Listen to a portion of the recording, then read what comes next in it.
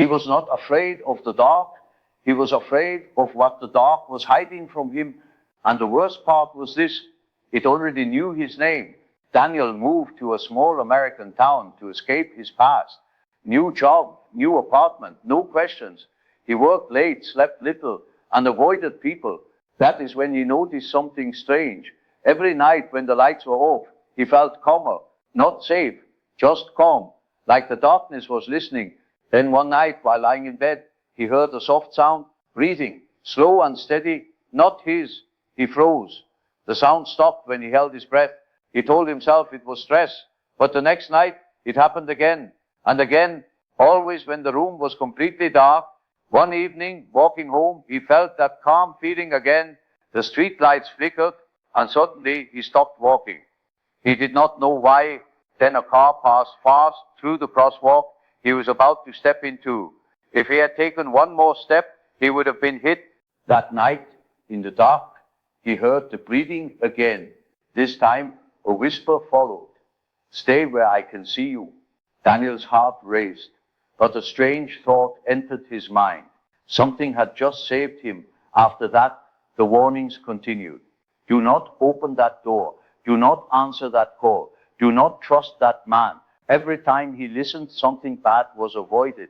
Accidents, arguments, danger. It felt like the darkness was protecting him, like it wanted him alive. But protection slowly became control. He stopped making decisions. He waited for the dark, and the dark always responded. Then the dream started. He was standing in a forest at night. No stars, no moon, only shadows between the trees. And someone was standing behind him. He never saw the face, but he knew it was him. Not exactly him, but close enough to be wrong. Each night, the figure stepped closer. Each morning, Daniel felt weaker, like something else was waking up inside him. Daniel started researching sleep disorders, hallucinations, dissociation. Then he found something that made his hands shake. Old news articles. Years ago, in the same town, people reported voices in the dark, feelings of safety before disasters, and then disappearances. People who said they were being guided were later found violent, confused, or completely changed. Daniel realized something terrifying. This was not protection. This was replacement. One night, Daniel woke up outside his apartment, standing in the street, no shoes, no memory, just calm. Inside his pocket, he found keys, not his, belonging to his neighbor. The next morning, police cars filled the street. His neighbor was missing. Daniel's hands would not stop shaking. The whisper came again. "You are safer now." Daniel screamed into the darkness. He told it to leave him alone. The calm disappeared. And for the first time, he felt fear again. Real fear. Daniel went to a psychiatrist. He told her everything. The dark, the warnings, the dreams. She listened carefully. Then she spoke quietly. Sometimes the mind creates a second self to carry pain. Fear becomes protection. Anger becomes control. And if that part grows strong enough, it stops asking permission. Daniel understood this thing in the dark was not outside. It was inside.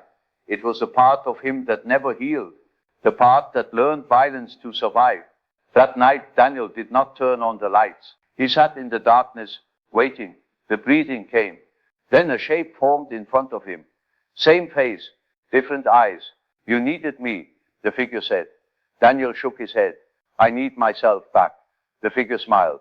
"You already gave yourself to me when you were too tired to fight, when you wanted someone else to decide."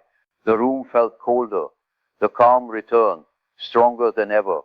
Daniel felt his body stop responding. His hands moved without permission. The figure stepped forward. And then there was no figure anymore. Only Daniel standing alone. But he did not feel alone. He felt complete, empty, quiet, too quiet. Police later said Daniel was cooperative. He answered every question, calm, polite, cold. They asked about his neighbor. Daniel said the same thing every time. He will not hurt anyone again. Doctor said his mind created a protector that became dominant. They said Daniel would never feel fear again. But sometimes, late at night when the lights are off, the darkness still breathes, and it does not need to warn him anymore, because now it is the one making the decisions